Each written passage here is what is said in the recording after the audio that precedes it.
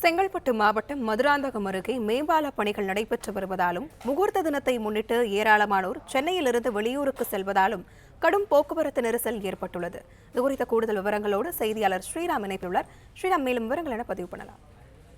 செங்கல்பட்டு மாவட்டம் மதுராந்தகம் அருகே இருக்கக்கூடிய சென்னை திருச்சி தேசிய நெடுஞ்சாலை. இந்த தேசிய நெடுஞ்சாலையில் மேம்பாலம் பணி கடந்த சில தினங்களாக நடைபெற்று வருகிறது.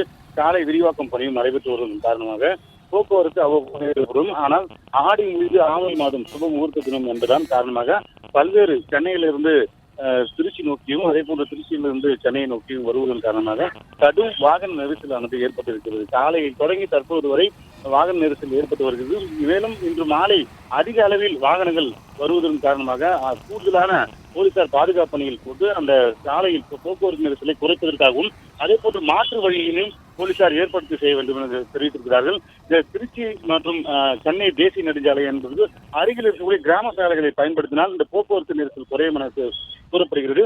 இதையடுத்து சுங்கச்சாவடி இருக்கிறது. அந்த சுங்கச்சாவடி அருகேயும் நீண்ட தூரத்திற்கு வாகனங்கள் அணிவகுத்திற்கு காட்சிகளும் பார்க்க முடிகிறது.